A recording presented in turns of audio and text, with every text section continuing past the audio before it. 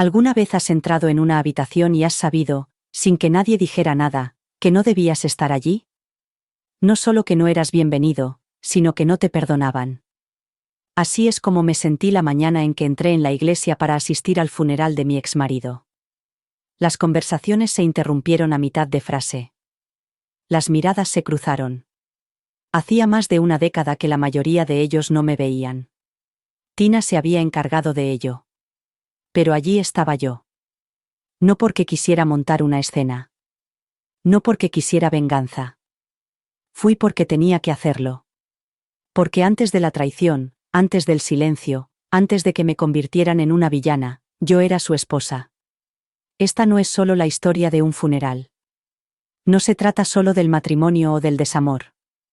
Se trata de lo que sucede cuando una mujer a la que todos han olvidado decide no callarse más. Si alguna vez te han ignorado, silenciado o dicho que, siguieras adelante, antes de darte la oportunidad de hablar, esta historia es para ti. Déjame llevarte al momento en que todo cambió. Pero antes de empezar, dime.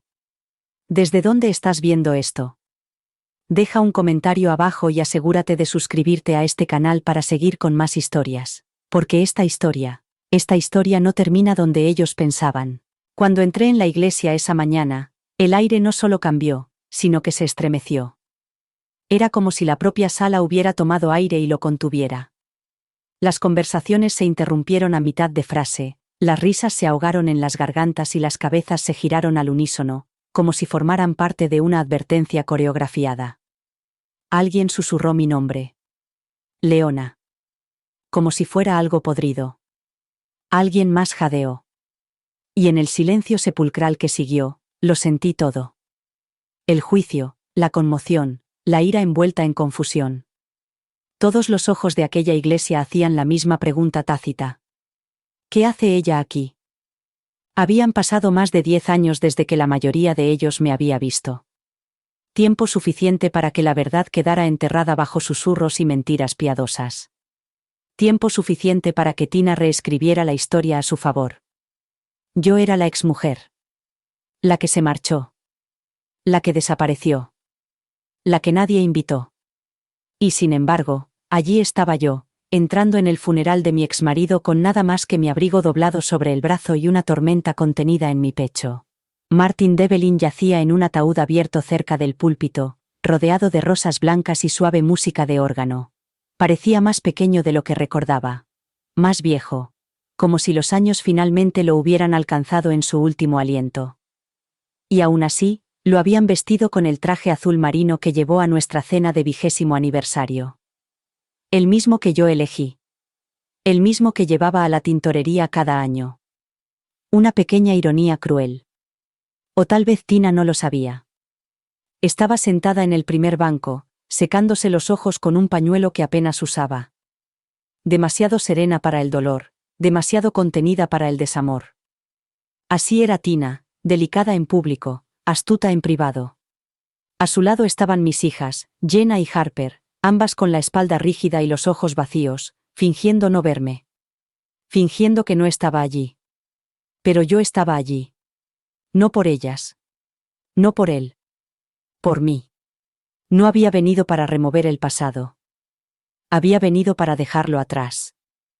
Caminé por el pasillo lateral, pasando junto a filas de rostros familiares que en otro tiempo llenaban mi casa de risas y ahora entrecerraban los ojos como si hubiera entrado sangrando. Una mujer para la que solía hacer barritas de limón dio un codazo a su marido. Una antigua vecina apartó el cuerpo. Desde la esquina del santuario, oí un susurro sibilante. ¿Es ella? Seguido de un silencio tan cortante que parecía cortar la piel. Elegí un banco cerca del fondo. En silencio. Deliberadamente. Doblé mi abrigo a mi lado y alisé las arrugas de mi vestido. Mantuve la barbilla alta y la espalda recta, incluso cuando el peso de sus miradas me presionaba como un juicio vestido de seda y perlas. No me inmuté. No parpadeé. Dejé que me miraran. Dejé que especularan. Ninguno de ellos conocía toda la historia. La mayoría nunca quiso saberla. El ministro habló. Hubo llantos. Cánticos.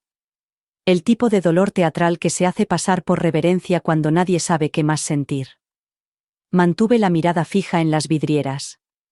No necesitaba volver a mirar el ataúd. Ya le había dicho adiós hacía mucho tiempo. Pero el dolor tiene una forma de colarse por las grietas que crees haber sellado.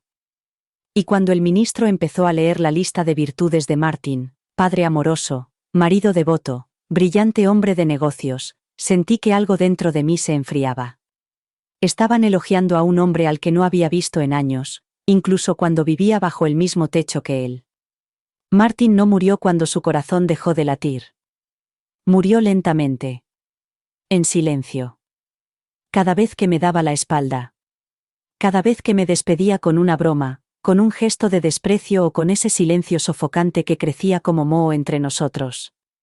Pensé que eso sería lo más difícil. Asistir al funeral de un hombre que me abandonó antes de marcharse físicamente. Pero entonces se levantó el abogado. Un hombre alto, con un traje gris oscuro, un maletín y una voz firme. Se aclaró la garganta, miró al ministro y se dirigió al estrado. Se me ha pedido que lea una parte del testamento y última voluntad de Martin Devlin, dijo. Se oyó un murmullo colectivo. Un susurro de papeles. Un enderezamiento de hombros. Un cambio. Todos esperaban algo habitual. Una casa. Un fideicomiso. Un guiño a Tina. Algo aceptable. Pero entonces se detuvo. Y leyó mi nombre. A Leona Markham. Todas las cabezas se volvieron. Jenna. Harper. Tina. Incluso los muertos parecían moverse. Y en ese momento único, en el que nadie hablaba, nadie se movía, me di cuenta de que esta historia no había terminado. Solo estaba empezando. El sonido de mi nombre en esa iglesia me golpeó más fuerte que cualquier bofetada. Leona Markham. Dicho claramente, en público, con la misma voz que acababa de llamar a Martin pilar de la comunidad. En el momento en que salió de la boca del abogado, no resonó, detonó. Nadie sabía dónde mirar. Nadie quería cruzar mi mirada, pero tampoco podían dejar de mirarme. Incluso Tina se quedó paralizada, con la mano en medio de un ademán de secarse los ojos con un pañuelo que no había recogido ni una sola lágrima. Abrió ligeramente la boca. No sabía si era por la conmoción o por la furia. Quizás por ambas cosas. Jenna se volvió hacia mí lentamente, con el rostro enrojecido y las cejas fruncidas por la confusión. Harper parpadeó como si intentara procesar el sonido, como si tal vez hubiera sido un error. Pero no lo era. Yo sabía que no lo era. El abogado no se inmutó. No hizo una pausa para dejar que la tensión se calmara. Simplemente siguió leyendo, tranquilo y claro, como si esto no fuera a destruir la frágil realidad que Tina había construido en torno al legado de Martin. A Leona Markham, repitió, esta vez con más firmeza. La propiedad de Charleston situada en el 1826 de Waxford Lane debe ser devuelta, en su totalidad y libre de cualquier hipoteca restante, a su nombre, según los deseos del difunto. Un suspiro colectivo salió de la habitación como si una ráfaga de viento hubiera sacado el aire de los pulmones de todos los presentes. Lo sentí como una ola que me inundaba. La casa. Nuestra casa. La que yo había diseñado. La que pinté a mano, habitación por habitación. La que dejé atrás como un miembro amputado cuando Martin dijo que necesitaba espacio. Ahora, después de todos estos años, me la devolvía. No miré a Tina, pero podía sentir cómo se desmoronaba. De la misma manera que yo solía desmoronarme, en cocinas y dormitorios y en el asiento delantero de nuestro coche, excepto que ella tenía público. Yo tenía paredes. Luego llegó el siguiente golpe. Además, dijo el abogado, pasando la página con el cuidado que solo un hombre entrenado en control de daños puede manejar. Se creará y mantendrá el Fondo Martin Devlin para las Artes Creativas, bajo la dirección exclusiva de Leona Markham, con el fin de apoyar a mujeres mayores de 50 años infrarrepresentadas que deseen dedicarse a una carrera artística. Valor inicial del fondo, $480.000. Se podría haber oído caer un alfiler. O tal vez un corazón rompiéndose. Mis manos no se movieron. Mi rostro no cambió. Había aprendido la disciplina de la quietud en miles de conversaciones durante la cena, en las que la voz de Martin llenaba la habitación, y la mía apenas llegaba a la mesa. Pero dentro de mí, algo se rompió. No era alegría. No era victoria. Era algo más antiguo. Algo más profundo. Reconocimiento. Por primera vez en más de una década, Martin me había visto. No a la esposa. No a la ama de casa. No a la mujer que mantenía la cena caliente y la boca cerrada. A mí. Tina finalmente habló. Su voz era débil, aguda, con pánico disfrazado de incredulidad. Debe haber un error. Él me lo habría dicho, sí. Nunca mencionó nada de esto. El abogado apenas le dirigió una mirada.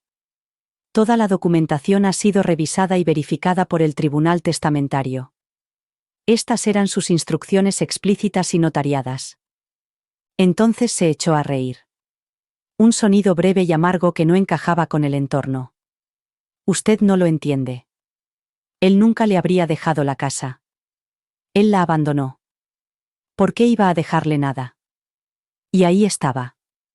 La palabra que nadie se había atrevido a pronunciar en voz alta hasta ese momento. Martin no murió como mi marido. Murió como el suyo. Y, sin embargo, allí estaba yo, heredando lo que ella creía que le había sido prometido. La gente empezó a susurrar de nuevo, pero no con la misma crueldad y diversión de antes. Esta vez era algo diferente. Inquietud. Curiosidad. Quizás incluso vergüenza. Entonces me levanté. Lentamente. Con cuidado.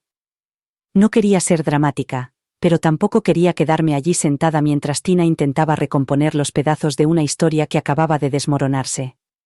Ya no le debía mi silencio. No he venido aquí para esto. Dije con voz tranquila, incluso. No he pedido nada.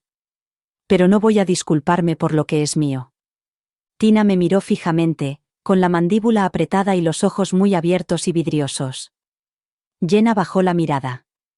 Harper se limitó a mirarme como si me viera por primera vez.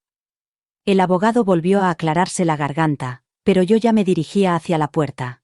Que se quedaran allí sentados, entre las cenizas de sus suposiciones. Que reconstruyeran una nueva versión de la historia, una en la que yo no desaparecía, sino que esperaba. Y ahora era mi turno de hablar. Afuera, el aire estaba cargado con el calor del final del verano. El cielo era de un azul cegador, de esos que te hacen entrecerrar los ojos y te duelen. Debería haber sido un alivio salir de esa sala, de ese ataúd, de esa multitud de manos apretadas y mandíbulas aún más apretadas. Pero no lo fue. Fue como pasar de un tipo de asfixia a otro. Uno más silencioso. Más solitaria. Pero al menos ese silencio era mío. Me senté en mi coche durante un largo rato, mirando a través del parabrisas como si estuviera esperando a que comenzara la siguiente escena. Mis dedos se posaron sobre el contacto, pero no giré la llave. Mis manos temblaban, solo un poco, y odiaba que lo hicieran. Odiaba que, incluso ahora, después de todo, todavía tuvieran el poder de hacerme sentir como una extraña en mi propia piel. No me esperaban. Eso estaba claro. Y lo peor era que no me querían. Ni Jenna. Ni Harper. Ni Tina, que estaba sentada con ese aire de dolor presumido como si estuviera hecho a su medida. La mujer que llevaba el apellido de Martin en la lápida. La mujer que llevaba su reloj y probablemente aún tenía su colonia en la almohada. Pero ninguna de ellas sabía lo que yo sabía ahora. No sabían nada de la carta. No la que leyó el abogado. La otra. La que encontré hace meses, enterrada en el fondo de una caja de almacenamiento marcada con el nombre de mi hermano. Una carta escrita con la letra de Martin. Nunca enviada. Nunca leída. Simplemente abandonada como un pensamiento tardío, o una confesión demasiado vergonzosa para afrontarla. No la leí de una sola vez. No pude. La primera vez que la abrí, leí la primera línea y la dejé caer como si estuviera quemada. Tardé 3 días en volver a cogerla. Para entonces, había ensayado todas las versiones de lo que podría haber dicho. Disculpas. Justificaciones. Excusas. Estaba preparada para cualquier cosa. O eso creía. Pero nada te prepara para la sinceridad de un hombre que ha pasado los últimos años de tu matrimonio borrándote. En la carta, Martin lo admitía todo. No solo la infidelidad, eso era lo de menos. Era el silencio, el maltrato psicológico, el lento y calculado borrado de una mujer a la que una vez dijo amar. Escribió que estar conmigo le recordaba quién era antes. Una versión de sí mismo a la que ya no podía enfrentarse. Así que, en lugar de eso, me alejó. No porque le fallara, sino porque no lo hice. Porque yo seguía viéndole, incluso cuando él dejó de verme a mí. Leerlo fue como si alguien hubiera encendido por fin las luces de una casa en la que llevaba años tropezando a ciegas. No reparó el daño, pero lo hizo real. Le dio sentido. Esa carta es la razón por la que entré en el funeral con la cabeza alta. Esa carta es la razón por la que no me encogí cuando me miraron como si fuera un fantasma no invitado. No necesitaba su permiso para estar allí. Yo tenía la verdad. Y ahora, tras la lectura del testamento, tenía algo más. La prueba de que incluso Martin, en su último aliento, quería corregir los errores que había enterrado bajo su encanto y su silencio. Arranqué el coche. Cuando el motor se puso en marcha, mi reflejo parpadeó en el espejo retrovisor. Parecía más viejo. No solo por el paso del tiempo, sino por llevar demasiado tiempo cargando con un peso demasiado grande. Y, sin embargo, bajo el cansancio, vi algo que no había reconocido en años. Determinación. No del tipo que se lleva como una armadura. Del tipo que vive en tus huesos. Salí del aparcamiento sin mirar atrás hacia la iglesia. Podían quedarse allí sentados preguntándose por qué Martin me había nombrado a mí.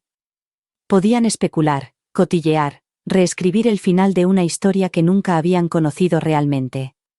Pero yo no salí de aquella iglesia buscando un cierre. Salí dispuesta a empezar de nuevo. La casa de Charleston no había cambiado mucho. No en lo importante.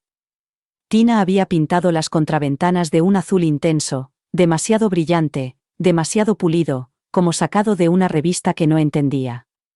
El jardín estaba cuidado al milímetro, las hortensias silvestres que tanto me gustaban habían sido arrancadas y sustituidas por rosales sin alma alineados como soldados. Pero la estructura seguía ahí. La inclinación del techo del porche. La grieta en el tercer escalón.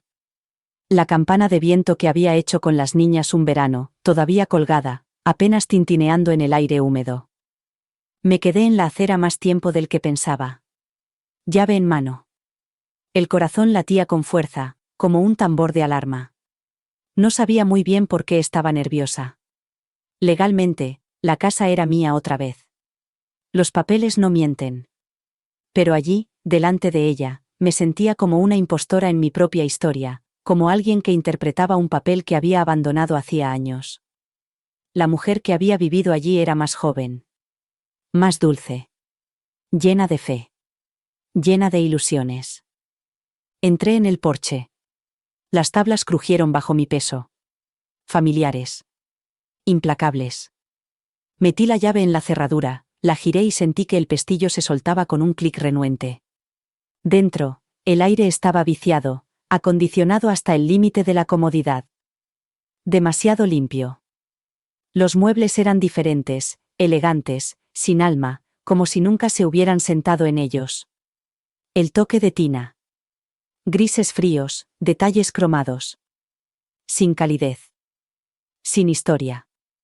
Las paredes, que antes estaban pintadas en tonos verdes terrosos y suaves tonos arcilla, habían sido desnudas, blanqueadas hasta quedar de un blanco estéril.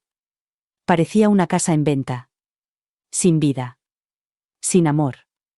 Pero bajo las paredes encaladas y los muebles de catálogo, aún podía verlo. La vida que construimos aquí. Los fantasmas de las risas resonando en el pasillo. Harper corriendo descalza con un polo que le goteaba por el brazo. Jenna enfadada en las escaleras, con la angustia adolescente envolviéndola como un escudo. Martin sentado a la mesa de la cocina con su camisa Oxford gastada, haciendo listas, haciendo planes. Yo de pie junto a la cocina, removiendo la sopa y tragándome el silencio. Recorrí cada habitación lentamente, como si el suelo fuera a abrirse bajo mis pies y derramar la verdad de lo que habíamos sido. El comedor aún conservaba la leve mancha en el zócalo donde Harper había derramado zumo de uva durante el Día de Acción de Gracias. El interruptor de la luz del pasillo seguía atascado en los días húmedos. La habitación más pequeña, mi estudio, era ahora una habitación de invitados, estéril y despojada de color, pero el contorno descolorido de mi caballete aún estaba impreso en la alfombra. Me arrodillé y presioné mi mano contra él, solo para sentir algo sólido. Era como encontrar las ruinas de un templo que ayudaste a construir, solo para ser expulsado antes de que se colocara la última piedra. No lloré. Ni entonces. Ni siquiera cuando llegué al dormitorio. Nuestro dormitorio. La cama era ahora más grande. Nueva. Impersonal. Las sábanas, rígidas, de alta calidad, carecían de historia. Tina había borrado todo rastro de mí de esta habitación. No había fotos. Ni recuerdos. Solo un espejo que no reflejaba a la mujer que solía ser. Y, sin embargo, el contorno de la mesita de noche de mi lado de la cama seguía ligeramente irregular. El fantasma de mi ausencia, aún grabado en el suelo. Me senté en el borde de la cama, como la noche en que Martin se olvidó de nuestro aniversario. La misma postura. El mismo peso en la columna. En aquel entonces, me quedé mirando la puerta, esperando a que se abriera. Esperando a que él se acordara. Nunca lo hizo. Y ahora, años después, la puerta permanecía cerrada para siempre. Pero yo ya no esperaba. Me levanté, bajé las escaleras y abrí todas las ventanas de la casa. Una por una. Dejando entrar el aire. Dejando salir a Tina. Dejándome entrar de nuevo. No toqué sus muebles. Todavía no. Eso vendría después. El vaciado, la limpieza, la recuperación. Por ahora, solo necesitaba respirar en una casa que era mía de nuevo. En la cocina, encontré el cajón donde solíamos guardar los menús de comida para llevar y las pilas sueltas. Dentro había una nota doblada, una lista de la compra escrita a mano por Tina. Leche de almendras. Pan sin gluten. Bayas. Todo lo que él nunca comía conmigo. Todo lo que fingía odiar hasta que ella apareció. Sonreí. Una sonrisa pequeña y amarga. Luego la rompí por la mitad y la tiré a la basura. No por rencor. Por ritual. Me paré en el centro de la cocina y susurré a las paredes vacías. He vuelto. Y esta vez no me iría. Esta casa nunca había sido realmente mía. No como debería haber sido. Durante 25 años, la había mantenido en pie.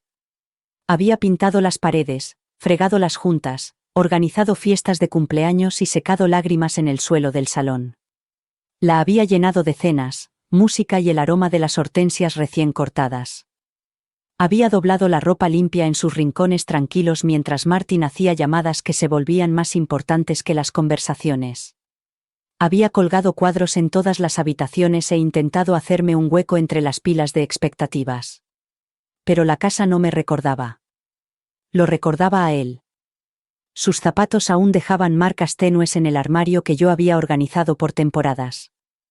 Su voz aún resonaba en los pasillos, no como palabras, sino como ausencia. Un espacio vacío entre las paredes donde debería haber habido afecto y no lo había.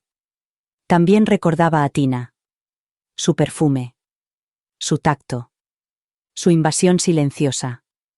Todas las habitaciones habían sido reorganizadas, redecoradas, reutilizadas. Pero yo aún podía ver lo que había antes. La mesa de la cocina había desaparecido, sustituida por una isla con encimera de mármol que parecía no haber visto nunca una cena familiar. Pero yo recordaba cómo Harper solía balancear las piernas debajo de esa mesa, tarareando suavemente mientras dibujaba gatos en la servilleta. Recordaba a Jenna poniendo los ojos en blanco ante mis intentos de hacerla hablar de su día. Recordaba a Martin dando golpecitos en su teléfono entre bocado y bocado, con la atención siempre en otra parte. Y recordaba la noche en que me senté allí sola, con nuestra tarta de aniversario intacta en la nevera, las velas consumidas, preguntándome cuándo exactamente había dejado de ser alguien a quien él amaba. Ahora la isla brillaba como un trofeo. El gusto de Tina, agudo, metálico, Todo bordes y nada de calidez. Había intentado borrarme con barniz y electrodomésticos de alta gama. Pero las casas tienen recuerdos. Y no son fieles a la decoración. Subí las escaleras y me detuve frente a lo que solía ser la habitación de Jenna. La puerta estaba entreabierta. Dentro, las paredes estaban desnudas. Los muebles eran diferentes, de líneas limpias, nada personal. Ahora era una habitación de invitados. Pero yo todavía la veía allí, con 12 años, gritando por un problema de matemáticas, con el pelo revuelto y el póster de ese grupo de chicos ligeramente torcido sobre la cómoda. Había pasado tantas noches sentada en el borde de su cama, alisándole el pelo, convenciéndola de que era suficiente, incluso cuando me olvidaba de hacer lo mismo por mí misma. Y al otro lado del pasillo, la habitación de Harper. Todavía de color amarillo pálido bajo la capa de pintura gris que alguien había dado para intentar empezar de cero. Empujé la puerta y me quedé en medio de la habitación, con el eco de su risa rebotando en las paredes que una vez habían tenido guirnaldas de luces y poemas garabateados en fichas. Entonces, el dolor me golpeó como una ola. No por Martin. Ni siquiera por el matrimonio. Sino por la mujer que había sido aquí. La que seguía apareciendo. La que seguía creyendo. La que seguía regando tierra muerta con la esperanza de que algo floreciera. Apreté una mano contra la pared, cerré los ojos y pronuncié su nombre en voz baja, el mío. Leona, susurré, como si invocara a una versión de mí misma que no había visto en años. Sigues aquí. Y lo estaba. No como esposa. No como madre con las manos ocupadas y la voz silenciada. Sino como una mujer que por fin sabía que los cimientos siempre habían sido suyos. Era hora de reconstruir. Ocurrió un martes, uno de esos martes en los que el cielo parece aburrido y el aire demasiado denso, uno de esos días en los que no se espera que pase nada y pasa de todo. No tenía pensado salir de casa. Estaba hasta las rodillas limpiando el armario del piso de arriba, clasificando los restos de la vida de Tina, bufandas que aún conservaban su perfume, una caja de zapatos llena de tarjetas navideñas dirigidas a Martin y Tina de Belin, y una blusa de seda con la etiqueta aún puesta. Una vida comprada, no construida. Una vida usada como un disfraz. Estaba sosteniendo un par de zapatos de tacón, estrechos, puntiagudos, poco prácticos, cuando sonó el timbre. El sonido rompió el silencio como un disparo de advertencia. Me quedé paralizada. Nadie había llamado al timbre en años. Dejé los zapatos en el suelo, caminé lentamente hacia la puerta y la abrí sin mirar por la mirilla. No me inmuté. Jenna estaba en el porche. Mi hija. Mi primogénita. La que solía dormir acurrucada contra mí como si no pudiera soportar que hubiera ni un centímetro de distancia entre nosotras. La que siempre había sido leal a Martin, porque él la hacía reír y yo la obligaba a hacer los deberes. Parecía mayor. Más delgada de lo que recordaba. Llevaba el pelo demasiado tirante y los labios pintados del mismo color malva frío que siempre usaba Tina. Estaba de pie, con los brazos cruzados y la mirada impenetrable. Abrí la puerta mosquitera y me hice a un lado. No estaba segura de que fueras a abrir, dijo. Siempre respondo, repliqué, y era cierto, aunque hacía mucho tiempo que nadie llamaba a la puerta. Entró como si la casa le resultara desconocida. Como si alguna vez hubiera sido suya, pero no recordara dónde estaba cada cosa. Sus ojos recorrieron el salón, los cambios, los muebles. No dijo nada. Esperé. Me enteré de lo del testamento, dijo por fin. Por supuesto que lo sabía. No dije nada. No sabía que te había dejado la casa. Añadió, con la voz tensa, como si le doliera admitirlo. Ni el fondo. Asentí. Sé que tú no lo sabías. Se quedó quieta, como esperando algo más. Una disculpa. Una explicación. Un desmoronamiento. No le di nada de eso. Supongo que solo quería oír tu versión. Dijo, pero sonó hueco. Como si no fueran sus palabras, sino el plan de otra persona que ella estaba llevando a cabo. El de Tina, tal vez. Mi versión, repetí. ¿Ahora? Apretó la mandíbula. Mamá, lo estoy intentando. No, dije en voz baja. No lo estás haciendo. Estás intentando controlar cómo te hace sentir esto. Estás intentando darle sentido sin tener que admitir lo que siempre ha sido cierto. Ella parpadeó. ¿Y qué es? Que tu padre me falló. Que nos falló a todos. Y que tú creíste la versión de él que era más fácil de amar. Ella no dijo nada. Se le llenaron los ojos de lágrimas, pero no dejó que cayeran. Jenna Number. Había heredado el orgullo de Martin como si fuera un derecho de nacimiento. No estoy aquí para pelear, susurró. Entonces, ¿por qué estás aquí? Le pregunté. Para preguntarle por qué me dejó lo que me dejó. O para preguntarle por qué me quedé callada mientras él se aseguraba de que nunca me vieras tal y como soy. Ella miró al suelo. Dijo que eras difícil. Entonces me reí. Silenciosa y amargada. Yo era difícil. Pedía que me vieran. Pedía que no me trataran como una sombra en mi propia casa. Le pedí a tu padre que dejara de reescribir nuestras vidas para que se ajustaran a la versión que quería presentar al mundo. Ella dio un paso atrás como si las palabras la quemaran. Pero nunca me lo dijiste, dijo, y su voz se quebró por primera vez. Nunca dijiste nada. Sí que lo hice. Pero no de la forma que tú querías oír. Y cuando tuviste edad suficiente para preguntar, ya habías elegido tu bando. El silencio entre nos se volvió pesado. Un silencio hecho de años, de cumpleaños perdidos, de mensajes corteses que decían, espero que estés bien, pero que nunca preguntaban qué significaban realmente.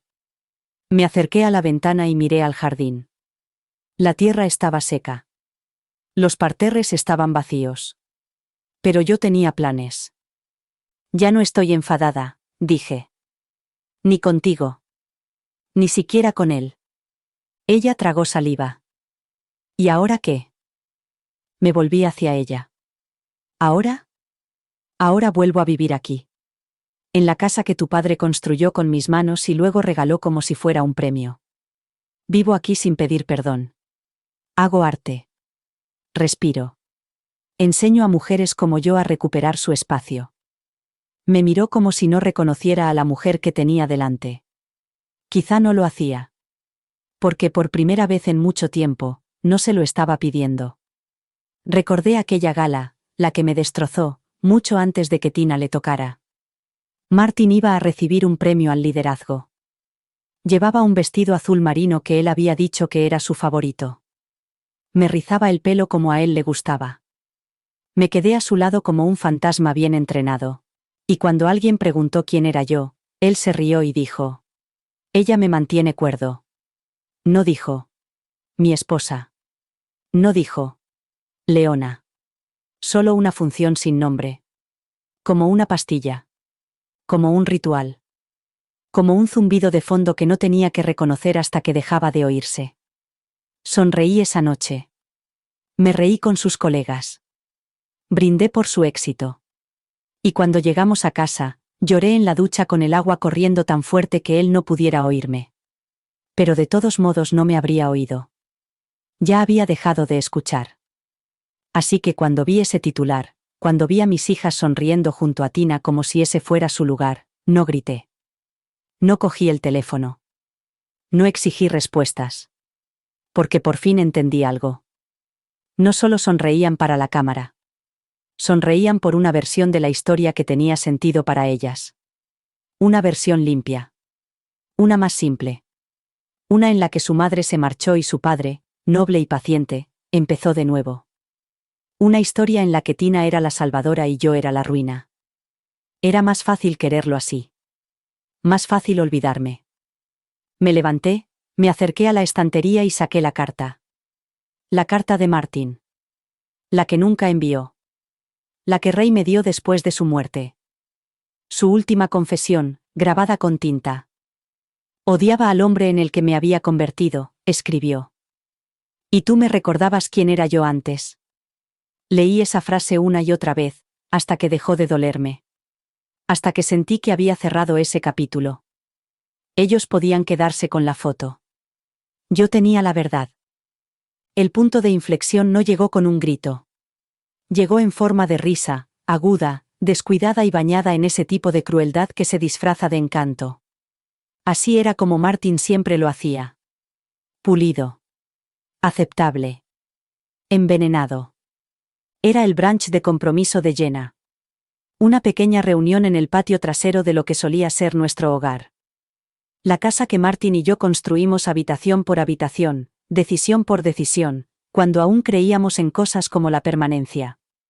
Para entonces, él ya me había pedido que me fuera. Amablemente, por supuesto. Siempre envolvió la destrucción en tonos suaves y lenguaje razonable. Firmé los papeles del divorcio con una mano que apenas temblaba, empaqueté mi vida en cajas mientras él enviaba mensajes de texto en la habitación de al lado y me fui sin mirar atrás. Pero ese día, volví. Por ella. Por Jenna. Llegué temprano, por costumbre. Me había ofrecido a ayudar y Tina aceptó con una sonrisa tan forzada que podría haberle hecho sangre. No se sentía amenazada por mí. Ya no.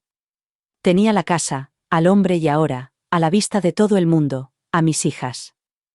La victoria definitiva. Me moví por la cocina como un fantasma, guiada por la memoria muscular. Los mismos cajones. La misma distribución.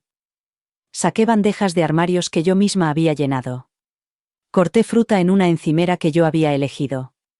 Coloqué miniquiches y doblé servilletas sin decir nada. Ya no era mi casa, pero mis huellas seguían allí, enterradas bajo capas de brillo y una nueva capa de la vida que Tina había creado. Martin llegó tarde. Por supuesto. Ese era su ritmo. Hacer una entrada triunfal, acaparar toda la atención y fingir que el mundo solo empieza cuando él llega. Llevaba pantalones caqui y una camisa azul marino abotonada, un look informal pero cuidado. Jenna corrió hacia él como si volviera a tener 7 años. Él le besó la frente y la llamó, su niña. Harper llegó después, más callada, más cautelosa. Me abrazó y luego se sentó cerca de Jenna, como si temiera que la vieran demasiado cerca del pasado. Comimos. Brindamos. Fingimos. Sonreí cuando era necesario. Reí cuando tocaba. Tina estaba detrás de Martin, con su copa de mimosa en alto, recorriendo la sala con la mirada como si estuviera pasando lista en una obra que ella misma había dirigido. Luego Daniel, el dulce Daniel, el prometido de Jenna, golpeó su copa con el dorso de una cuchara. Antes de terminar el postre, dijo con la voz ligeramente quebrada. Solo quiero dar las gracias. A todos los que están aquí. Especialmente al señor y la señora Devlin por invitarnos. Ahí estaba. Ese nombre. Esa reivindicación. Todos aplaudieron. Yo no me moví. Martin levantó su copa. Esa sonrisa, la que cautivaba a los donantes y destrozaba votos matrimoniales, se extendió por su rostro. Bueno, dijo. Si Jenna resulta ser la mitad de inteligente que su madre, y con suerte el doble de cuerda, lo consideraré una victoria. Risas. No muy fuertes. No muy largas. Pero suficientes. Tina se rió tontamente. Harper hizo una mueca. Jenna no me miró. Ni una sola vez. Sentí cómo se me ponía rígida la columna. Como solía pasar cuando Martin decía cosas como, no seas tan sensible, o es solo una broma. Como cuando convertía mi dolor en chistes. No era nada nuevo. No era nada impactante. Pero esta vez fue diferente. No fue como una bofetada. Fue como el clic final de una cerradura larga y silenciosa. Me levanté sin ceremonias. Sin decir una palabra. No tiré la servilleta. No rompí el vaso. No llamé la atención de los demás comensales.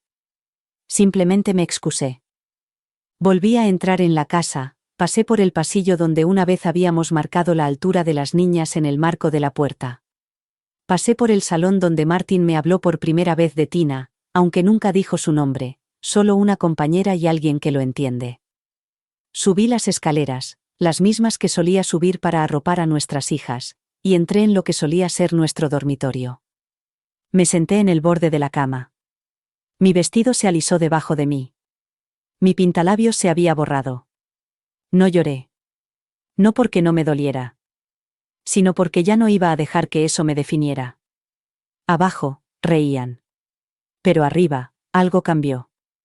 No fue ruidoso. Ni violento. Solo cambió. Una especie de quietud que me resultaba nueva. No era vacío. Ni derrota. Era claridad. Me miré en el espejo del tocador, que ahora era de tina. Sus frascos de perfume. Su cepillo. Su mundo. Pero la mujer que se reflejaba allí no era ella. Era yo. Canas cerca de las sienes. Ojos cansados. Pero no rotos. Esa noche, después de que los invitados se marcharan y el tintineo de las copas diera paso al silencio de la normalidad, Martin se sirvió un whisky y se sentó en el sofá como si nada hubiera pasado. Entré en silencio. No levantó la vista. ¿Por qué has dicho eso hoy?, le pregunté. ¿Delante de todos? Dio un sorbo, sin apartar la vista de la televisión. Era una broma, Leona. Por Dios. No te lo tomes tan personal. Ahí estaba otra vez. Tan personal. Como si yo fuera demasiado frágil. Demasiado dramática. Como si sus palabras no estuvieran diseñadas para herir. Asentí con la cabeza. Está bien, dije. Y subí las escaleras. A la habitación de invitados. Le dije que me dolía la cabeza. No me siguió. Y en ese momento supe que nunca volvería a hacerlo. No de verdad. Nunca. Porque él ya se había ido. Y ahora por fin, yo también. No terminó con un portazo. No hubo gritos, ni maletas lanzadas por las escaleras, ni vecinos que se detuvieran en medio de su trote matutino para ver el espectáculo. Martin no gritó. Nunca tuvo que hacerlo. Eso era lo que tenía un hombre como él. Podía quemar toda la casa y hacerte sentir como si tú hubieras encendido la cerilla. Era miércoles. Cielo azul. Brisa suave. Estaba doblando la ropa, su ropa, como si la memoria muscular nunca se hubiera desvanecido. Tenía su camisa en las manos, la de rayas suaves que solía ponerse cuando quería parecer accesible. Recuerdo que la alisaba contra mi pierna, presionando las arrugas invisibles, tarareando sin darme cuenta. Entonces entró. Sin avisar. Sin cambiar el aire. Solo él, con una taza de café en la mano y la calma distante de un hombre que se dispone a pedir la comida, no a desmantelar una vida. Creo, dijo, que deberíamos tomarnos un tiempo. No me moví. La camisa se quedó en mis manos. Mi corazón no se aceleró. Eso fue lo peor. No me sentí conmocionada. No sentí nada. Porque ya había vivido ese momento 100 veces en mi cabeza. Solo que no sabía cómo sonaría en la realidad. Ahora ya lo sabía.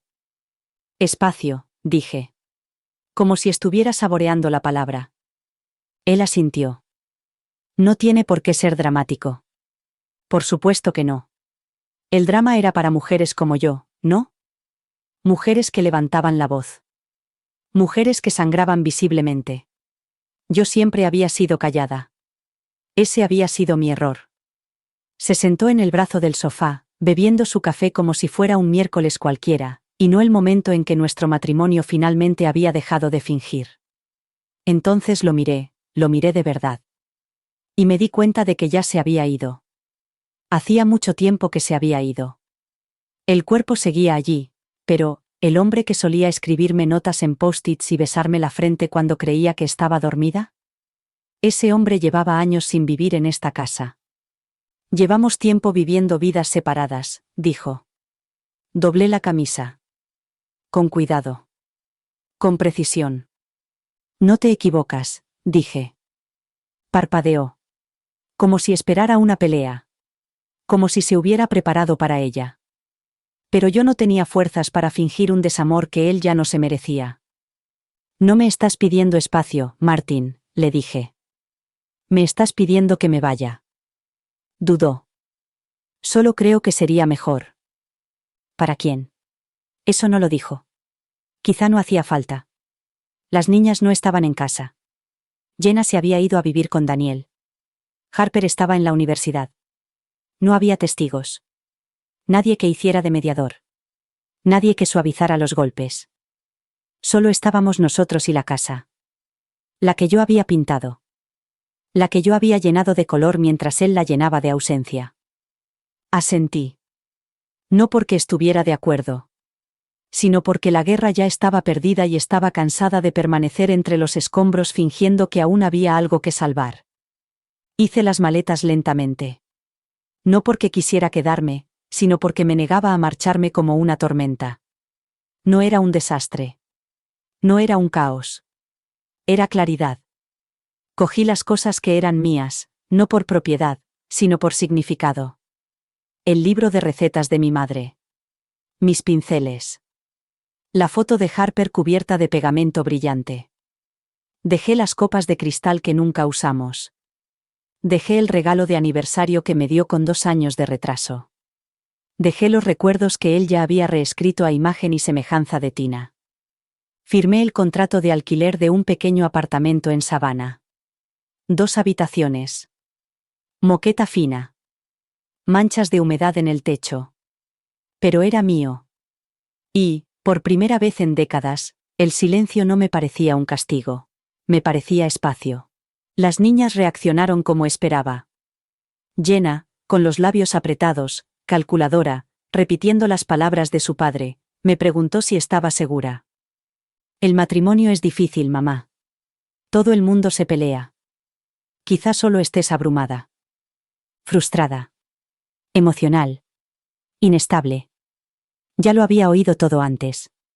Cada palabra estaba pensada para minimizar el dolor y convertirlo en una reacción exagerada. Harper lloró. Dijo que no lo había visto venir. No la corregí. No era culpa suya que no hubiera visto las señales. Su padre era muy bueno haciendo que la ausencia pareciera responsabilidad. Había noches en las que me sentaba en el suelo de ese apartamento y me quedaba mirando al vacío.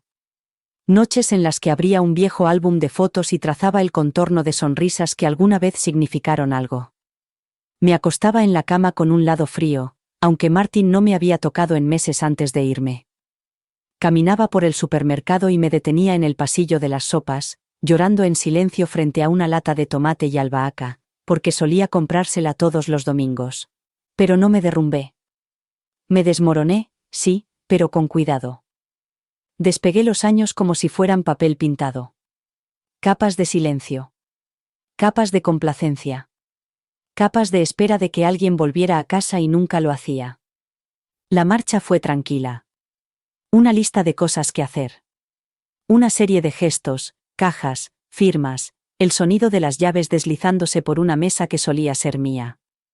Hice las maletas como si estuviera manejando objetos frágiles, y quizá lo eran, mi dignidad, mi compostura, los últimos restos de quien solía ser.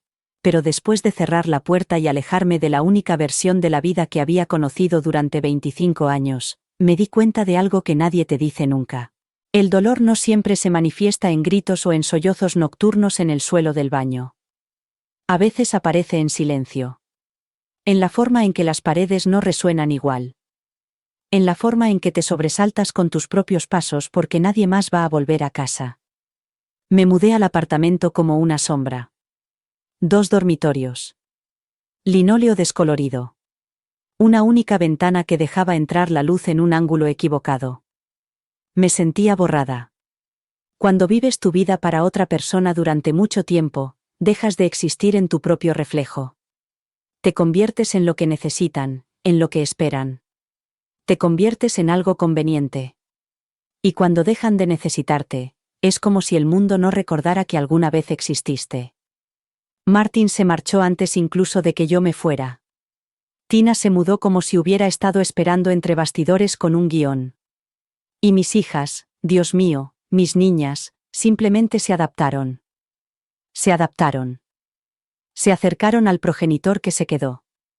El que les compraba cosas. El que les contaba solo la mitad de la historia y sonreía cuando no preguntaban por el resto. Jenna llamaba una vez a la semana, con voz obligada.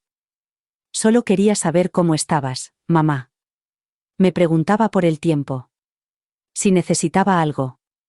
Como si fuera una vecina, no la mujer que una vez le trenzaba el pelo todas las mañanas antes de ir al colegio, y lloró el día que se marchó a la universidad.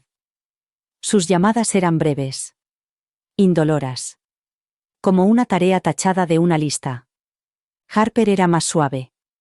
Venía a casa en las vacaciones y se sentaba en mi sofá, con las piernas cruzadas debajo de ella, mirándome como si no estuviera segura de qué versión de su madre iba a encontrar. Hacía preguntas. A veces. No sobre el matrimonio. No directamente. Pero sus ojos se quedaban en mi cara más tiempo del habitual, como si estuviera esperando a que dijera lo que nadie me había dejado decir nunca. No lo hice. No entonces. No estaba preparada. En lugar de eso, me puse a trabajar. Conseguí un empleo en una clínica dental contestando al teléfono y concertando citas para personas que sonreían demasiado y reían demasiado. Yo les devolvía la sonrisa. Decía, por supuesto. Enseguida. Y no hay problema. Escribía notas adhesivas, archivaba carpetas y desaparecía a plena vista. No hice amigos. Las mujeres de la clínica eran amables, pero jóvenes. No habían conocido ese tipo de dolor, el que se lleva bajo la piel. Hablaban de citas, de películas y de lo difícil que era mantener vivas las plantas, y yo me sentaba allí, bebiendo café quemado, asintiendo con la cabeza como si recordara lo que se sentía. Por la noche, caminaba por el supermercado como si pudiera recordarme. Los mismos pasillos. Las mismas rutinas. Pero ahora, solo un carrito. Solo una cena. Solo una taza de café en el escurridor. Eso es lo que tiene tocar fondo. No es ruidoso. No es cinematográfico. Es un susurro. Una fuga lenta. Es abrir el armario y darte cuenta de que ya nada huele a ti. Es ver que se enciende el icono del buzón de voz, y saber que solo es el banco. Es oír risas fuera de tu ventana, y recordar cómo sonaban dentro de tu casa. Me rompí en silencio. Como el hielo que se derrite bajo el peso de algo que no pidió llevar. Como el papel pintado que se despega en una esquina que nadie ve. Y entonces, un día, encontré la carta. Un sobre amarillento, doblado por los bordes, enterrado en una caja con la etiqueta, Ray. El nombre de mi hermano. La única persona que nunca apartó la mirada cuando las cosas se pusieron difíciles. No había abierto esa caja desde la mudanza. Desde el funeral. Desde que la mujer que solía ser desapareció. Dentro había una nota. Leona, léelo cuando estés preparada. La letra de Martin. Firme. Sin tonterías. Debajo, cuidadosamente doblada, había una carta de Martin. Sin enviar. Sin decir. Escrita con el mismo bolígrafo que utilizó para firmar nuestro divorcio. Y, de repente, el silencio tuvo un sonido. Fue el comienzo de algo que no sabía que aún tenía dentro de mí. Una voz. No abrí la carta inmediatamente. Permaneció sobre la mesa del comedor durante 3 días, intacta, como un cable pelado. Cada vez que pasaba por delante, la miraba, con el corazón latiendo más rápido, y luego me daba la vuelta como si fuera algo vergonzoso. No era el miedo lo que me detenía, era el saber. El dolor en el estómago que me decía que lo que hubiera dentro de esas páginas confirmaría todo lo que llevaba años intentando no creer. Que él lo sabía. Que siempre lo había sabido. Que todo el silencio, todas las miradas fulminantes, las preguntas sin respuesta y las bromas indirectas nunca fueron accidentes. Que el olvido era intencionado. Que mi desmoronamiento no era un malentendido, era el plan. Al principio, la carta no era mía. La había encontrado Ray. Estaba metida en una carpeta mientras ayudaba a limpiar las cosas de Martin después del divorcio, antes de que Martin muriera. Antes de que Tina se pusiera mis anillos. Antes de que mis hijas aprendieran a dejar de preguntar qué había pasado. Ray la había guardado. Probablemente la había leído. Probablemente decidió que yo no estaba preparada para saber lo que mi exmarido no había dicho. Quizás tenía razón. Quizás si la hubiera leído entonces, la habría hecho pedazos. Quizás me habría culpado aún más. Habría clavado el cuchillo más hondo. Pero ahora, con el tiempo, la distancia y un silencio lo suficientemente denso como para apoyarme en él, estaba preparada. Me senté a la mesa y abrí el sobre con la punta de un cuchillo de mantequilla. El papel estaba doblado 2 veces, con cuidado. Su letra me detuvo. No porque fuera bonita, que no lo era, sino porque era la suya. Familiar. Inclinada. Un poco apresurada, como si siempre tuviera un lugar más importante al que acudir. Y sin embargo, ahí estaba, deteniéndose en la página. Leona. Solo mi nombre. Sin fecha. Sin saludo. Sin disculpa por adelantado. Me preparé. Si estás leyendo esto, significa que nunca encontré el valor para decírtelo a la cara. No merezco esa gracia. Tú me la diste de todos modos. Ese es el problema, creo. Me diste demasiado y yo lo acepté como si me lo debieras. No te dejé porque dejara de quererte. Esa frase me hizo detenerme. Mi cuerpo no reaccionó, pero algo dentro de mí sí. Como una vieja cicatriz que se retuerce en la costura. Me fui porque no podía enfrentarme a lo que me había convertido. Y tú nunca dejaste de verme. Eso es lo que me asustaba.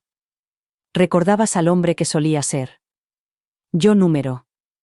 Tú te quedaste ahí, año tras año, aferrándote a una versión de mí que ya no existía, y eso me hacía sentir como un fraude. Como un fracaso. Como si estuviera fingiendo en mi propia casa. Y te odiaba por eso. Te odiaba porque todavía me querías. Fue entonces cuando se me saltaron las lágrimas. No un torrente. Solo una, que resbaló por mi mejilla, lenta y caliente. No la sequé. Nunca me pediste nada. Ese fue tu error. Y mi excusa. Tú nos sostuviste. A todos. Yo te dejé. Cuando conocí a Tina, no fue amor. Fue alivio. Ella no me conocía. No de verdad. Conocía la versión que le ofrecí. La pulida. No me desafiaba. No me miraba como tú. Con expectativa. Con historia. Con verdad. La tinta se había corrido en un sitio. Quizá había llorado, aunque lo dudaba. Martin no era el tipo de hombre que dejaba que las lágrimas tomaran el protagonismo. Probablemente era el peso del bolígrafo, que había presionado demasiado. No espero que me perdones. Ya me has perdonado demasiado. Pero necesitaba que supieras que no era por ti. Nunca fue por ti. La carta terminaba ahí. Sin firma. Solo espacio. Vacío y definitivo. Me quedé sentada en esa mesa durante lo que me parecieron horas, con el papel temblando en mi mano. Lo leí una y otra vez. Cada vez, las palabras me dolían de otra manera. Más suaves. Más profundas. No cambiaba el pasado. No rebobinaba el tiempo ni lo convertía en mejor, ni reparaba nuestro matrimonio. Pero hacía algo más. Me daba palabras para la herida. Gran parte de lo que había llevado conmigo no tenía nombre. Solo sombras. Solo sospechas. Cuando un hombre te manipula durante mucho tiempo, empiezas a pensar que el dolor que sientes es producto de tu imaginación.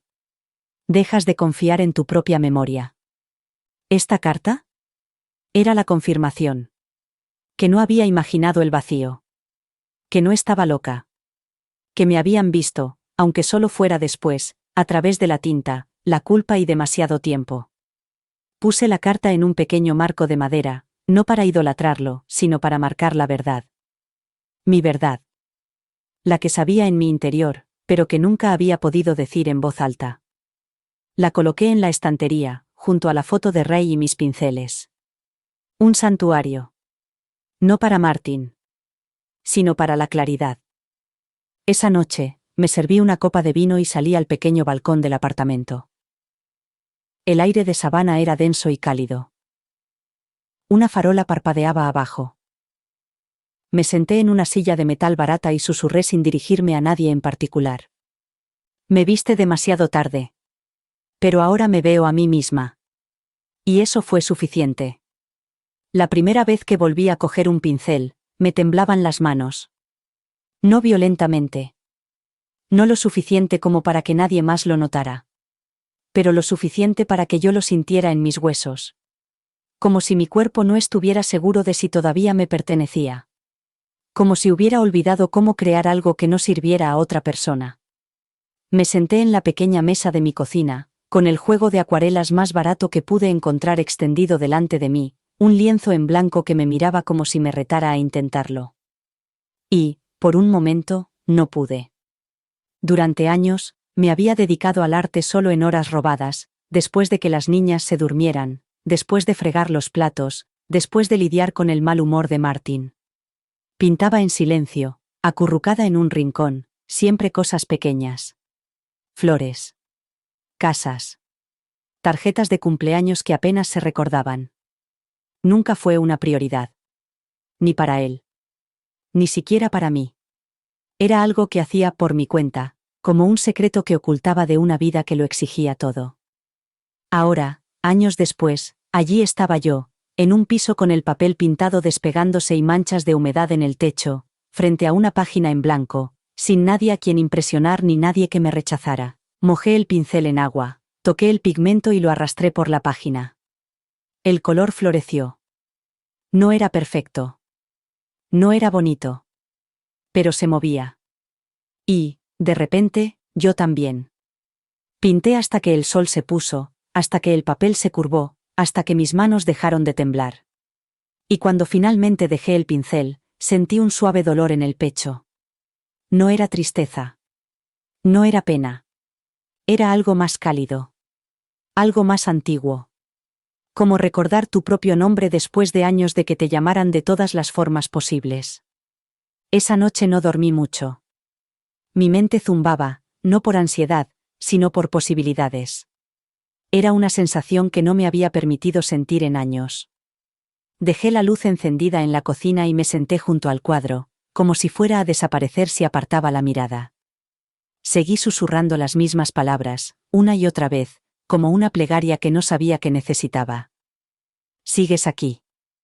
A la mañana siguiente, me paré frente al espejo y me miré de verdad. No busqué el maquillaje. No alisé las líneas cerca de mi boca. No oculté las hebras plateadas que se entrelazaban en mi cabello.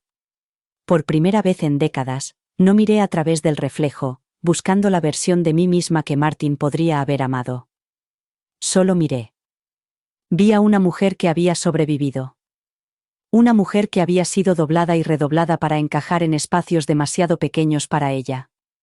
Una mujer que había desaparecido a plena vista y que había luchado por volver sin pedir permiso a nadie. Más tarde, esa misma semana, fui al centro comunitario donde había sido voluntaria antes de que el matrimonio devorara todo lo bueno que había en mí. Antes de dejar de asistir a las cosas que me hacían sentir real. El edificio era el mismo. Paredes beige, luces fluorescentes, un ligero olor a pintura, sudor y limpiador de limón. Olía a recuerdos. Una mujer en la recepción levantó la vista. ¿Puedo ayudarla? Solía dar clases de acuarela aquí, dije con voz firme. Me preguntaba si el programa sigue en marcha. Se iluminó. Estamos buscando a alguien. La mayoría de los profesores se marcharon después de la pandemia. ¿Te interesa? No lo dudé. Sí, dije. Creo que estoy preparada. 2 semanas más tarde, me encontraba frente a una clase de 7 mujeres. Todas mayores de 50 años. Todas con sus propias cicatrices invisibles. Una acababa de perder a su marido. Otra había pasado por la quimioterapia. Una me susurró que solía pintar antes de que su ex le dijera que era una pérdida de tiempo. No les pedí que me contaran sus historias. No era necesario. Lo veía en la forma en que sostenían los pinceles, como si fueran demasiado pesados. Lo notaba en la forma en que se disculpaban antes incluso de empezar. Me veía a mí misma en cada pincelada vacilante. Y poco a poco, empezaron a abrirse. Una tarde, mientras sonaba un suave jazz en un viejo altavoz y la sala se llenaba del aroma de la trementina y las posibilidades, una de las mujeres, Mara, me miró y me dijo: No se trata de que quede bonito, ¿verdad? No, respondí. Se trata de recordar que eres lo suficientemente importante como para crear cualquier cosa. Ella sonrió con lágrimas en los ojos. Y yo le devolví la sonrisa, porque sabía lo que sentía. No era solo pintura sobre papel. Era una prueba. De que seguíamos aquí. De que habíamos sobrevivido a cosas que la gente ni siquiera sabía que llevábamos dentro. De que no era demasiado tarde, ni estábamos demasiado viejas, ni demasiado destrozadas. Esa noche llegué a casa, colgué un lienzo nuevo en la pared y escribí debajo, con letras pequeñas y deliberadas: aquí es donde empieza. No otra vez. Solo empieza. Al principio, los límites son silenciosos. No llegan con discursos, declaraciones o portazos.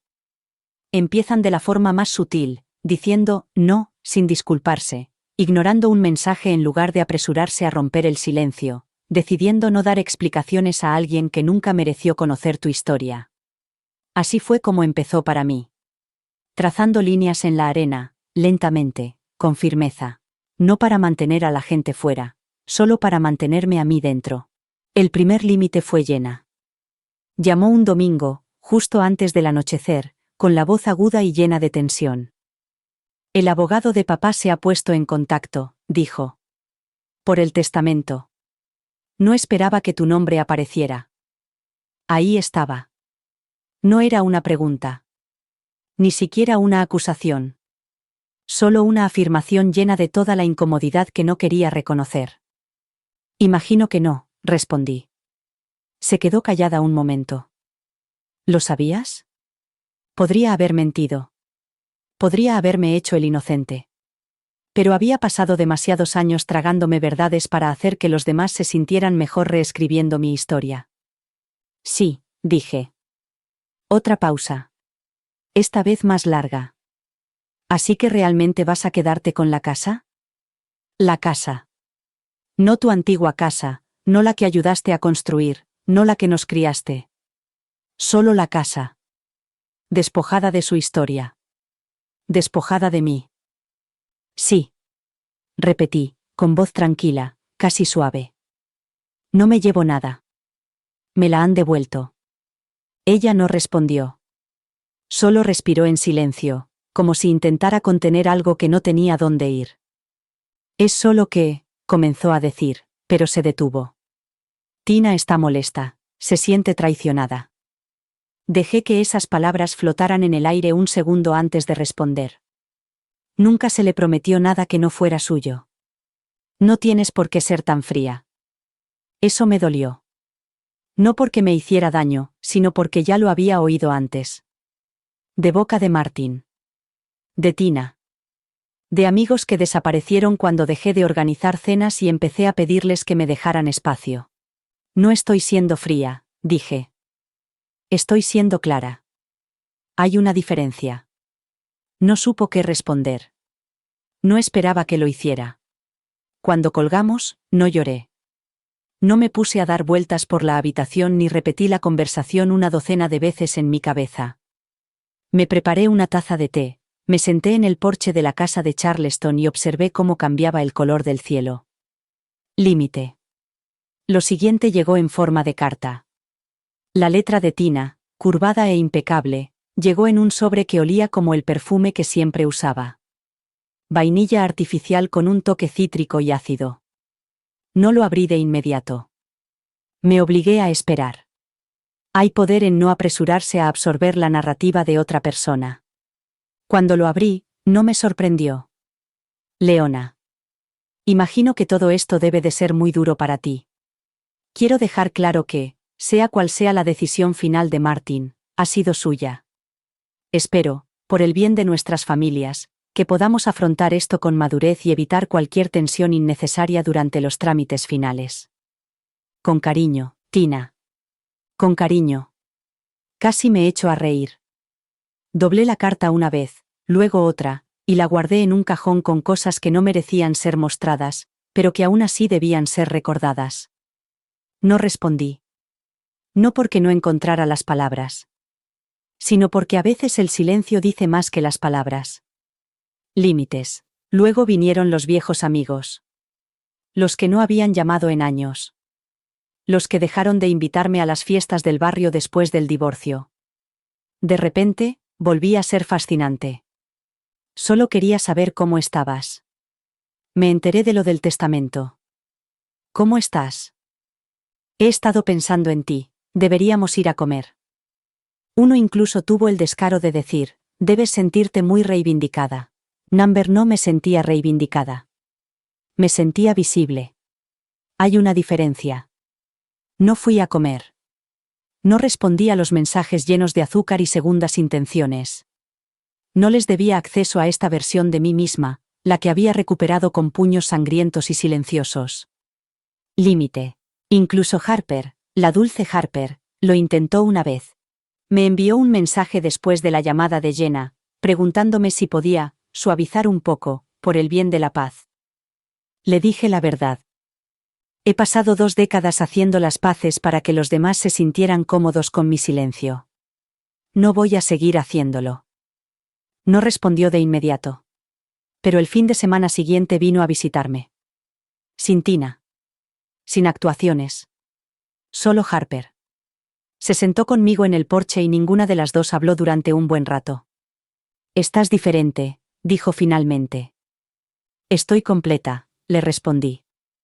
Esa noche, encendí una vela en el dormitorio que había recuperado. Abrí mi diario y escribí 3 sencillas palabras, no más encogerse. Esa fue la promesa. No castigar a nadie. Sino proteger a la mujer en la que finalmente me estaba convirtiendo. No fue la carta lo que me dio fuerza. Fue lo que hice con ella. Durante años, había vivido mi vida envuelta en explicaciones. Explicaba por qué Martin no llegaba a casa a tiempo. Explicaba por qué se olvidaba de los aniversarios. Explicaba las bromas que hacía a mi costa, los silencios con los que respondía a mi dolor, la frialdad por la que nunca se disculpaba. Me doblegaba para que su comportamiento fuera más fácil de soportar. Decoraba las grietas con excusas. Lo llamaba amor.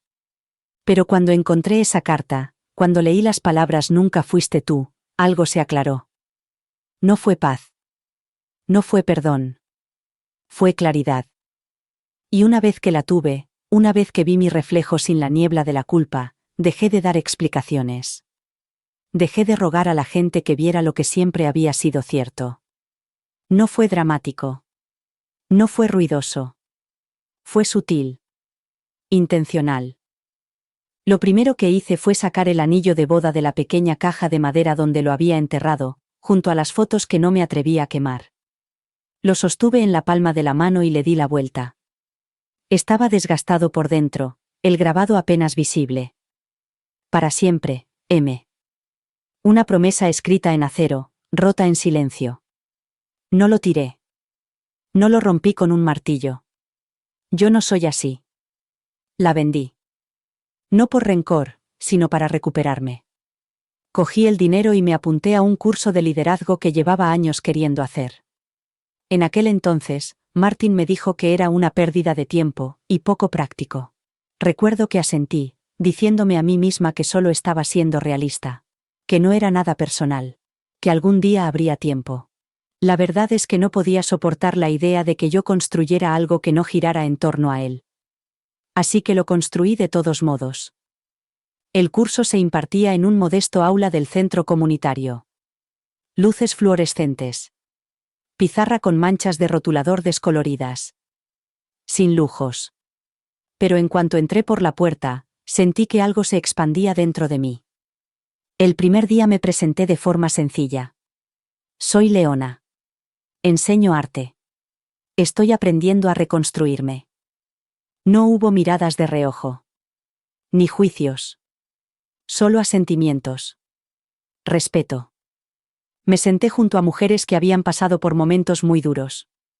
Divorciadas. Viudas. Emprendiendo negocios desde cero. Criando a sus nietos solas.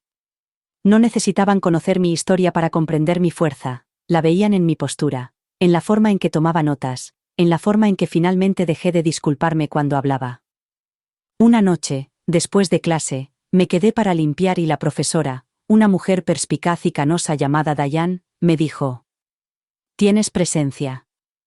No sé por lo que has pasado, pero lo llevas como una armadura». Sonreí. Solía llevarlo como un peso. Ella solo asintió. No importa cómo lo llevabas. Solo importa que lo hicieras.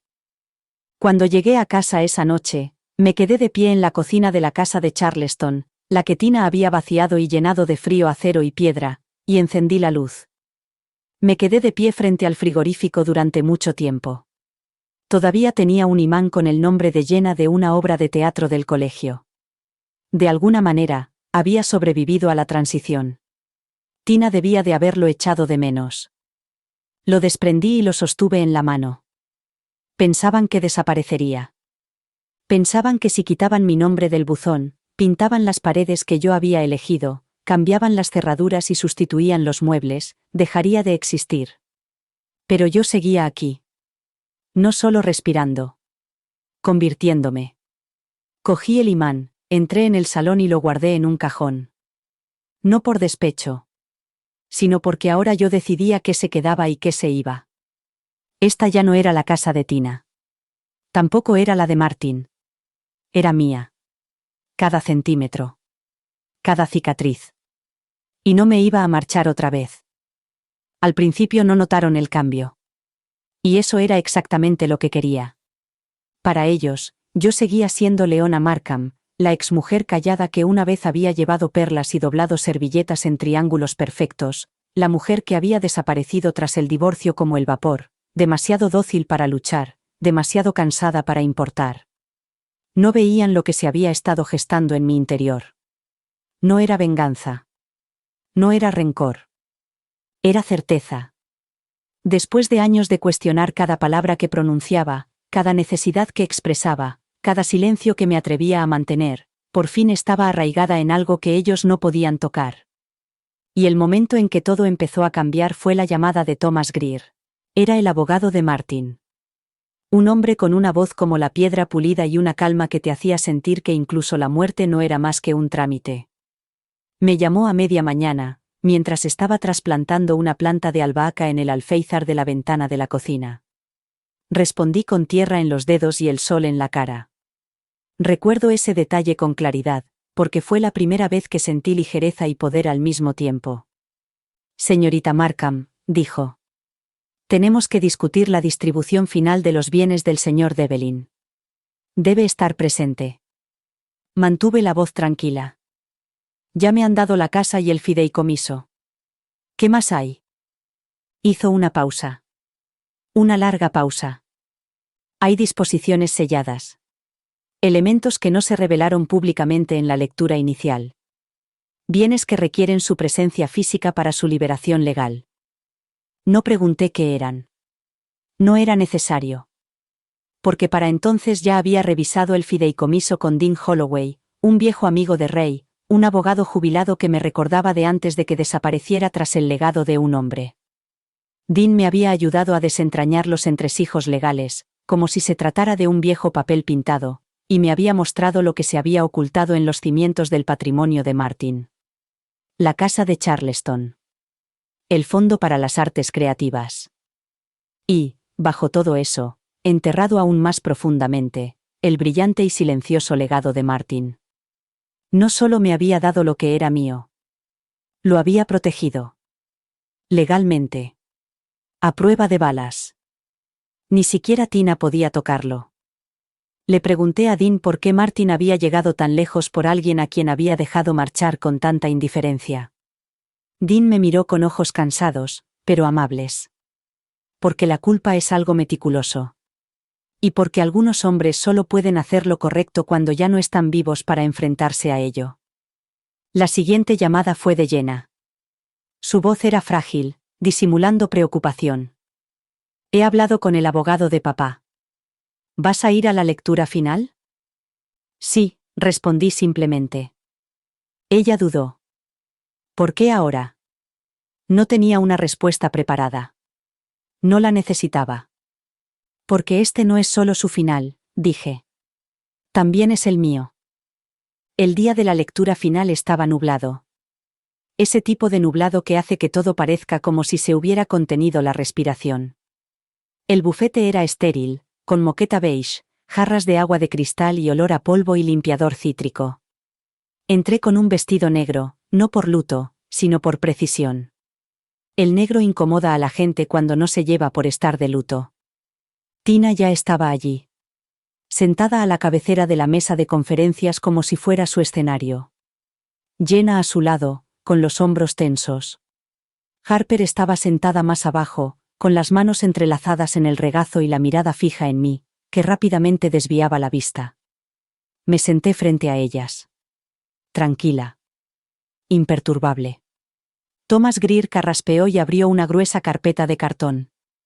Las páginas estaban impecables. Su voz era firme. De acuerdo con la enmienda sellada del difunto, con fecha del 17 de junio, se aplican las siguientes estipulaciones. Nadie respiraba. A la señora Leona Markham, la propiedad de Charleston situada en el 1826 de Waxford Lane seguirá a su nombre de forma indefinida, con todos los derechos de herencia y protección de la escritura. Tina se estremeció. Además, el Fondo Martin Devlin para las Artes Creativas seguirá bajo su gestión y supervisión. Estas condiciones son inapelables y han sido revisadas por el Tribunal Testamentario. Tina abrió la boca, pero Thomas no se detuvo. Y, por último, dijo, sacando una página doblada de la carpeta. El señor Devlin dejó una declaración personal para que se leyera en voz alta en este procedimiento. Todos se quedaron quietos. Thomas desdobló la carta. Si están escuchando esto, es que ya no estoy aquí. Si Leona está en la sala, significa que ha venido. Y si ha venido, significa que es más fuerte de lo que yo jamás creí. Tina apretó la mandíbula. Jenna parecía como si le hubieran dado una bofetada. A aquellos que les sorprende lo que he hecho, comprendan esto, no la honré cuando tuve la oportunidad. Tomé, y cuando no me quedaba nada que dar, le ofrecí silencio. Ella me dio 2 hijas, una vida, una base. Yo le pagué con mi ausencia. No parpadeé. A Tina, gracias por el consuelo que me diste en mis últimos años. Pero el consuelo no es historia. No es un peso. Leona fue la base de todo lo que construí. Harper jadeó suavemente. Jenna bajó la mirada. Espero que, al menos, esto le devuelva lo que yo nunca pude darle, reconocimiento. Thomas dobló el papel y lo dejó sobre la mesa. Nadie habló. El silencio que siguió no fue incómodo. Fue sagrado. Me levanté de mi asiento, con todas las miradas fijas en mí, pero por una razón diferente a la del día del funeral. No como un escándalo. No como una sombra. Como la única persona en la sala que no había necesitado decir una palabra para ser escuchada. Y cuando me volví para marcharme, no cogí la carta. No necesitaba llevarla conmigo. La verdad había hablado por sí misma. La casa me estaba esperando. No solo las paredes y las ventanas, ni los cajones vacíos o el crujido familiar del segundo escalón, la casa misma. Siempre había sabido cuándo iba a llegar. Incluso en los años que pasé lejos de ella, en silencio, en el exilio, se mantuvo firme. Quizás no por mí. Quizás solo con mí. El día que regresé para siempre, no entré como si estuviera reclamando algo. Entré como si estuviera recordando quién era antes de que alguien me enseñara a desaparecer. Lo primero que hice fue abrir todas las ventanas. Una por una. No me importaba que lloviera, una lluvia suave y sureña que manchaba los cristales y hacía que el mundo oliera a renovación. La dejé entrar. Toda. El aire. La humedad. El sonido de algo que por fin se limpiaba. El salón estaba ahora vacío. Tina se había llevado la mayor parte de los muebles, los cuadros, las tonterías con las que había llenado la casa para hacerla suya. Bien. Que se llevara las cosas que nunca significaron nada para mí. Las cosas que parecían amor, pero nunca lo fueron. Lo único que quedaba era el banco junto a la ventana, el que compré en un mercadillo con Martin hace 20 años. Él se quejaba de que era demasiado viejo, demasiado gastado. Yo le decía que tenía historia. Él me decía que yo era demasiado sentimental con las cosas rotas. Es curioso que fuera lo único que sobrevivió a los dos. Me senté, me acurruqué y observé cómo el agua resbalaba por el cristal. Por primera vez, la casa no me parecía un recuerdo. No me parecía una tumba. Me parecía mía. Esa noche, preparé la cena, no porque nadie lo esperara, Ni porque hubiera alguien a quien alimentar, sino porque quería. Ajo. Aceite de oliva. Hierbas frescas que había cultivado en el porche. Me serví una copa de vino, encendí una vela y comí despacio. Deliberadamente. No te das cuenta de cuánto has dado de ti mismo hasta que estás solo y haces algo, cualquier cosa, por primera vez sin preguntarte cómo será recibido. Si será juzgado. Si vale la pena hacerlo. Después de cenar, abrí una caja que no había tocado en años. Dentro había viejos bocetos, fragmentos de cuadros que nunca terminé, fotografías de las niñas con glaseado en la nariz, un recibo del fin de semana en que Martin y yo compramos la casa. Pasé los dedos por el borde de todo. Para honrar. No todo fue malo. Ahora lo sé. Hubo años de calidez. Años en los que lo intentamos. En los que dijimos cosas en serio. Pero en algún momento, él dejó de intentarlo.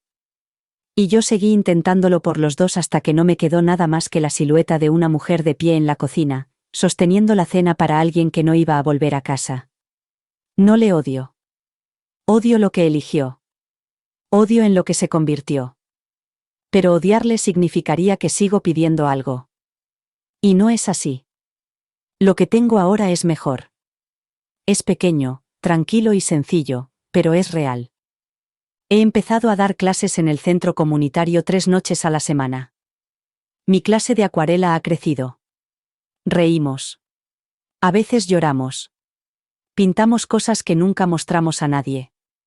Una de las mujeres, Mara, me dijo la semana pasada que volver a coger un pincel era como oír su propia voz después de años de susurros.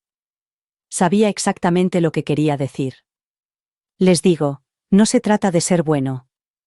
Se trata de estar aquí. Presente. Sin complejos. Sin ocultarse. Algunos días todavía me despierto esperando oír su voz. O a las niñas bajando las escaleras. Los fantasmas no se van fácilmente. Pero no intento expulsarlos. Les dejo moverse por la casa. Les saludo con la cabeza cuando pasan. Y luego sigo pintando. No porque me esté curando. Porque ya me curé. Y no voy a ir a ningún lado. Sucedió en silencio, como suceden las cosas más importantes. Un golpe en la puerta principal. Un coche familiar en la entrada. El zumbido de los neumáticos sobre la grava que no había oído en lo que parecían años. Sabía quién era incluso antes de abrir la puerta. Una parte de mí había estado esperando este momento, no con esperanza, ni con desesperación, sino con algo más estable. Como la quietud que finalmente había madurado y se había convertido en fuerza. Harper estaba allí. No llevaba maleta. No llevaba maquillaje. Solo unos vaqueros, un jersey suave que le caía por un hombro y esa mirada que siempre ponía cuando el mundo le parecía demasiado grande, con los ojos muy abiertos, la boca apretada y las manos cerradas con más fuerza de la que deberían. Hola, dijo. Hola, respondí. Nos quedamos allí un momento, sin decir nada. Hubo un tiempo en el que no podía terminar una frase sin contármelo todo, cada enamoramiento, cada miedo, cada frase inconclusa que salía en un torrente de aliento y confianza. Pero eso era antes. Antes de que aprendiera a mirarme a través de los ojos de otra persona. Estaba en la ciudad, dijo. No quería enviarte un mensaje. Asentí y di un paso atrás para dejarla entrar. Caminó despacio, como si no estuviera segura de pertenecer ya a ese lugar. Sus ojos se posaron en los muebles, en la pintura de las paredes, en el rincón donde solía estar nuestra vieja estantería. Se detuvo junto a la mesa donde solíamos comer espaguetis los martes y hacer puzzles en invierno cuando se iba la luz. Has cambiado las cortinas, dijo. Entraba demasiada luz, respondí. Ella esbozó una media sonrisa. En ese momento, algo pasó entre nosotras, algo antiguo, algo que aún no se había estropeado. Nos sentamos en la cocina. Le serví té sin preguntarle qué quería, como solía hacer cuando era pequeña y todo se arreglaba con manzanilla y miel. He visto el artículo, dijo tras una larga pausa. Sobre la beca. Asentí con la cabeza. Me pareció bien. Ray siempre decía que debería haber hecho más con mi arte. Creo que le habría gustado. Pasó el dedo por el borde de la taza. Es algo importante, mamá. Supongo, dije en voz baja. Pero no se trata de eso. Entonces me miró de verdad. Entonces, ¿de qué se trata? Respiré hondo. Dejé que el aire se asentara en mi pecho antes de responder. Se trata de tener algo que es mío. Por fin. Algo que nadie puede reescribir, quitarme o utilizar para hacerme sentir inferior. Ella asintió lentamente, con los labios apretados. No lo veía. No lo sabía. Lo sé. Dije. No tenías por qué saberlo. Siento haberte fallado. Eso me detuvo. Porque durante mucho tiempo pensé que el dolor provenía de Martin. De Tina. De haber sido abandonada. Pero escuchar a Harper decir eso, rompió algo dentro de mí. No me fallaste, dije. Eras una niña a la que le enseñaron lo que debía creer. No te culpo por eso. Se le llenaron los ojos de lágrimas, pero las contuvo. Quiero arreglar las cosas. No sé cómo, pero quiero hacerlo. Alargué la mano sobre la mesa y le cogí la mano. Ella no la apartó. Solo quédate aquí, le dije. Eso es suficiente. Ella soltó una risa temblorosa. ¿Podemos pintar algún día? Todavía tengo ese juego que me regalaste. El barato, con el azul roto. Me encantaría, dije. Y lo decía en serio. No fue un reencuentro de cuento de hadas.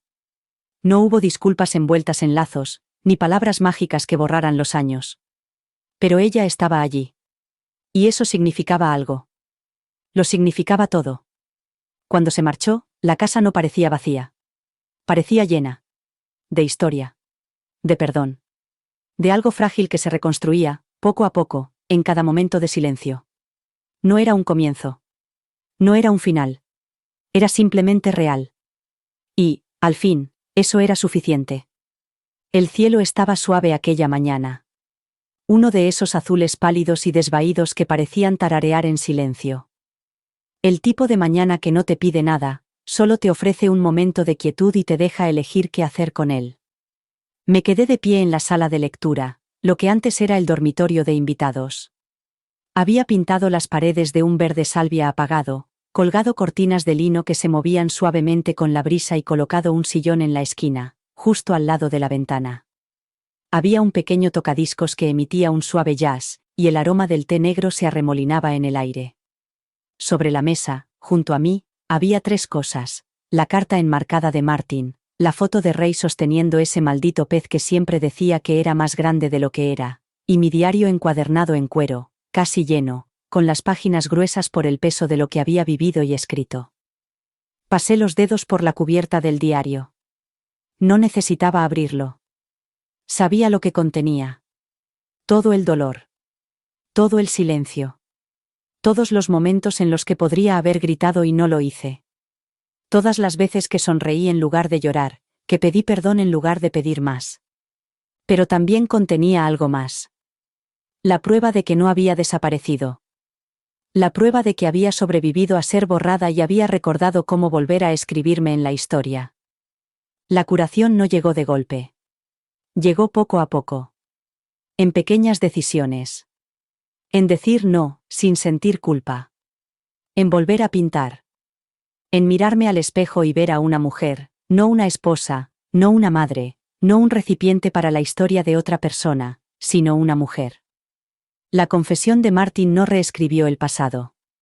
Pero dio forma a una verdad que siempre había sabido, pero que había tenido demasiado miedo de decir en voz alta: no estaba rota. Yo no era el problema. Solo era la que se había quedado demasiado tiempo, creyendo que podía llevar un amor que había dejado de respirar. Él no llegó a verme levantarme. Y está bien. Algunas personas solo ven el comienzo de tu historia. Algunas personas solo ven la versión que ellos mismos han creado. Martin se quedó con la mujer que lo amaba sin condiciones. La que construyó un hogar de la nada. La que dio y dio y dio hasta quedarse vacía. Pero yo me quedé con el resto. Me quedé con la versión de mí misma que se levantó. La que reclamó lo que era suyo, no con fuego ni con venganza, sino con manos tranquilas y decididas. Utilicé parte de la herencia para crear la beca Ray Markham para mujeres creativas mayores de 50 años. El día que entregué la primera beca, la beneficiaria lloró en el pasillo, aferrándose al cheque como si fuera un salvavidas. Y, en cierto modo, lo era. No solo para ella, sino también para mí. Ray habría puesto los ojos en blanco. Lo habría llamado basura sentimental. Pero después me habría abrazado. Siempre lo hacía. El resto del dinero lo utilicé para construir una vida tranquila. Nada grandioso. Solo plena. Impartía clases de acuarela 3 veces por semana en el centro. Los fines de semana organizaba talleres en la casa de Charleston para mujeres a las que toda su vida les habían dicho que el arte era un hobby, que sus historias no merecían ser contadas. A veces pintábamos en silencio. Otras veces, entre risas. Había lágrimas. Siempre. Pero no eran lágrimas de tristeza. Eran lágrimas sinceras. Jenna no había aparecido. Todavía no. Quizás nunca lo haría. Dejé de esperar a que lo hiciera. Algunas personas necesitan más tiempo para ver la verdad. Otras nunca lo hacen. Pero Harper me visitaba a menudo. Pintaba a mi lado en el estudio, con el pincel aún inseguro, pero con una risa más segura. Me hablaba de su trabajo, de una relación que estaba tratando de terminar con elegancia, de lo orgullosa que estaba de mí, pero no lo decía como una hija que intenta arreglar algo. Lo decía como una mujer que por fin me veía. Algunos finales no vienen acompañados de aplausos. No hay grandes ajustes de cuentas. No hay confrontaciones finales. Solo el lento y deliberado regreso a uno mismo después de toda una vida en la que te han pedido que desaparezcas. No me vengué. No lo necesitaba. Obtuve algo mucho mejor. La propiedad. No solo de la casa. La confianza o el silencio en el que intentaron enterrarme, sino de mi nombre, mi historia, mi voz. Que digan lo que quieran. Que me recuerden como la mujer que apareció en un funeral en el que no la querían, que se sentó en silencio mientras la verdad reordenaba todas las pequeñas mentiras que se contaban a sí mismos. Que se estremezcan cuando oigan mi nombre en una habitación en la que una vez pensaron que estaba demasiado destrozada para entrar. Porque no estoy enfadada. No estoy esperando. Solo estoy viviendo. Plena. Libre. Por fin. Y si alguna vez te han borrado, subestimado o apartado en silencio, recuerda esto: no tienes que gritar para ocupar tu espacio. Solo tienes que dejar de pedir permiso. Gracias por dedicar tu tiempo a esta historia. Si te ha llegado, no te la guardes para ti, quizás alguien más también necesite escucharla. Descubre otro viaje real haciendo clic a la izquierda y suscríbete para no perderte las próximas historias.